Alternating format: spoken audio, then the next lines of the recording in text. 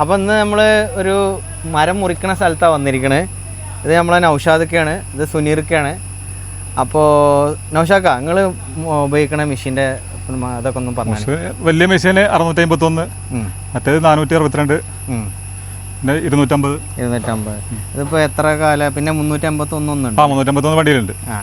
അപ്പം എത്ര കാലമായി ഇത് സ്റ്റില്ല് ഉപയോഗിക്കുന്നത്? സ്റ്റില്ല് ഉപയോഗിച്ചിട്ടുള്ള ഒരു 8 വർഷത്തോളം.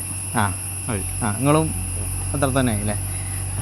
പിന്നെ ഇതിൻ്റെ എന്താണ് ഇപ്പോൾ സ്റ്റില്ലിലേക്ക് മാറാനുള്ള കാരണം? സ്റ്റില്ലെന്ന് പറഞ്ഞാൽ മെഷീൻ പവറാണ്, പിന്നെ എണ്ണച്ചെലവ് കുറവാണ്, അതൊക്കെ തന്നെ അതിൻ്റെ മെച്ചം. പണി സ്പീഡായി നടക്കും. മുന്നേ ഉപയോഗിച്ചിരുന്നത് പിന്നെ ചൈന മെഷീൻ ഉപയോഗിച്ചു നമ്മൾ ഹൈമാക്സ് ഒക്കെ. അത് നമ്മൾ പണിക്ക് ശരിക്കും ഒരാൾക്ക് പണിക്ക് പോയി കഴിഞ്ഞാൽ ശരിക്കും എത്തൂല. അല്ലെങ്കിൽ ഉച്ചക്ക് നിൽക്കും, അല്ലെങ്കിൽ സ്റ്റാർട്ട് ചെയ്ത തട്ടാവൂല, കുറച്ച് ചൂടായി നിൽക്കും. ഇത് അങ്ങനത്തെ കംപ്ലൈൻ്റ് ഒന്നും വരില്ല. അതതിൻ്റെ മെച്ചം. ധൈര്യമായിട്ട് പോവാ, പണിയെടുക്കാം, ആൾക്കാർ കംപ്ലൈൻറ്റ് വരില്ല. നമ്മൾ പണി തന്നെ മിസ്സായിട്ട് അവിടെ പണിയെടുക്കാണ്ടിരിക്കൂല, മോട്ടർ കിടന്നിട്ട്. അതന്നെ അതിൻ്റെ മെച്ചം. പിന്നെ മറ്റേ ചൈന മെഷീനാണെങ്കിൽ നമുക്ക് 5 ലിറ്റർ എണ്ണ ഉണ്ടായി കഴിഞ്ഞാൽ ഉച്ചയാകുമ്പോൾ പിന്നെയും എണ്ണക്ക് ആൾ പോയാൽ നിൽക്കണം.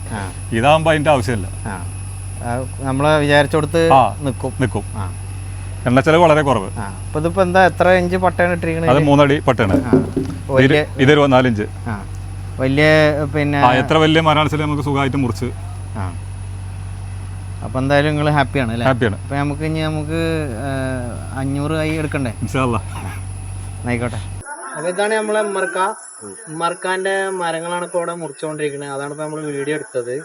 അപ്പോൾ ഉമ്മർക്ക ഇവിടെ ഈ പരിസരത്തുള്ള മരങ്ങളൊക്കെ എടുത്ത് കച്ചവടം ചെയ്യുന്ന ആളാണ്. ഞങ്ങളായിട്ട് കുറേ വർഷങ്ങളായിട്ടുള്ള ബന്ധമാണ്.